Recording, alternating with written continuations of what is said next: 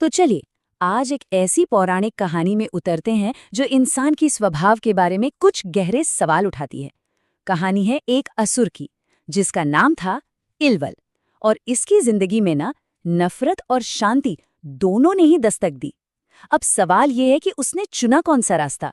आइए पता लगाते हैं। और यही इस पूरी कहानी का कह सकते हैं सार है। एक बहुत बड़ा सवाल, क्या करुणा मतलब कंपैशन वाकई में एक क्रूर से क्रूर दिल को बदल सकती है? क्या एक पत्थर दिल भी पिघल सकता है?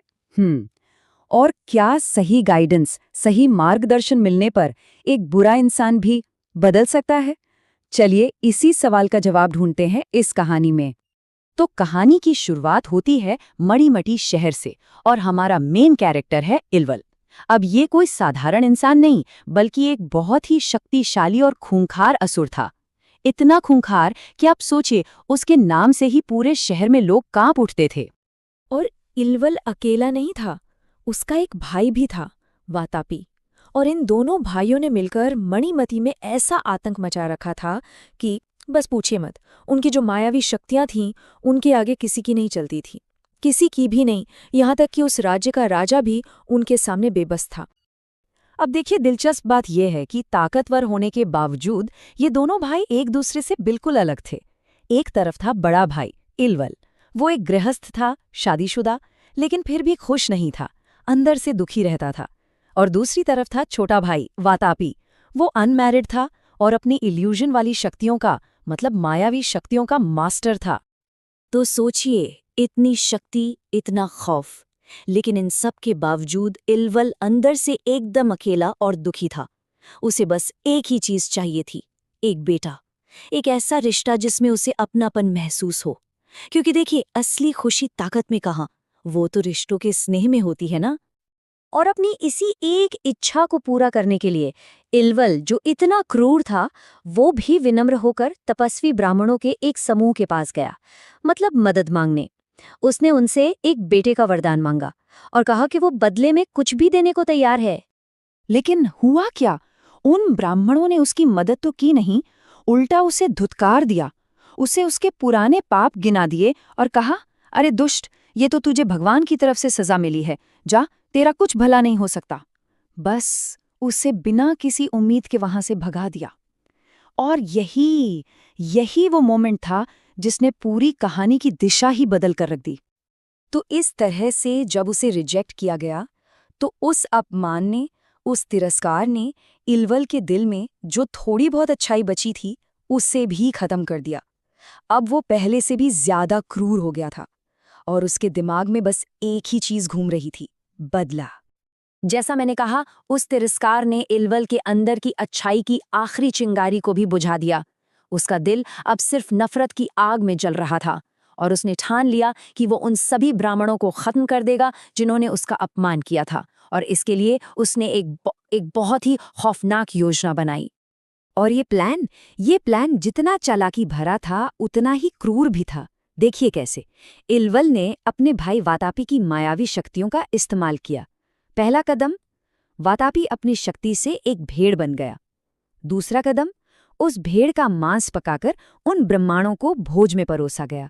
फिर जैसे ही ब्रह्मांडों ने खाना खत्म किया, इल्वल ने अपने भाई का नाम पुकारा, वातापी।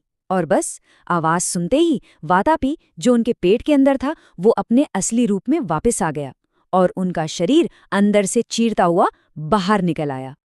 अब बेचारे ब्राह्मण, उन्हें तो इस जाल के बारे में कुछ पता ही नहीं था और इस तरह उन सब की बहुत ही भयानक, दर्दनाक मौत हो गई। ये वो वक्त था जब इल्वल अपनी क्रूरता के, आप कह सकते हैं, शिखर पर था। और ये भयानक सिलसिला ये कई सालों तक चलता रहा। वो इसी तरह ब्राह्मणों को मारते रहे। लेकिन फिर एक दिन कहानी में एंट्री होती है एक ऐसे इंसान की जो सब कुछ बदलने वाला था। ये थे महान ऋषि अगस्त्य। एक दिन वो घूमते घूमते मणिमती शहर आ पहुंचे। अब इल्वल को तो उनकी ख्याति के बारे में पता नहीं था। उसने तो उन्हें भी एक और साधारण तपस्वी समझा और सोचा, वाह, एक और मौका मिल गया। और बस यहीं से कहानी में आता है एक जबरदस्त ट्विस्ट, ऐसा मोड़ जिसकी किसी ने कल्पना भी नहीं की होगी। इल्वल ने तो अपनी वही पुरानी रट लगाई, मुझे बेटे का वरदान दो। लेकिन ऋषि अगस्त्य ने जवाब में उसे जो ऑफर किया वो किसी भी वरदान से कहीं कहीं ज्यादा बड़ा था। उन्होंने उसे बाहरी दुनिया से ध्यान हटाकर अपने अंदर झांकने का, आत्म साक्षात्कार का मार्ग दिखाया। देखिए, ऋषि अगस्त्य का तरीका उन ब्राह्मणों से एकदम अलग था। उन्होंने इल्वल को दुत्कारा नहीं, उसे डांटा नहीं, बल्कि उन्होंने उससे एक बहुत गहरा सवाल पूछा। उन्होंने कहा, भला ऐसे बेटे का क्या फायदा जो शायद तुम्हें बाद में दुखी दे? तुम किसी और चीज के लिए वरदान मांगने की बजाय अपने खुद के कल्याण के लिए क्यों नहीं कुछ मांगते? और ऋषि के इन सीधे, सरल लेकिन गहरे शब्दों का इल्वल पर बहुत गहरा असर हुआ। बस यहीं से उसके बदलने की शुरुआत हुई, और यहीं से इस कहानी का सबसे बड़ा सबक भी शुरू होता है। तो ये आत्मकल्याण है क्या जिसकी बात ऋषि अगस्त्य कर रहे थे? इसका सीधा सा मतलब है सेल्फ रियलाइजेशन, मतलब खुद को जानना।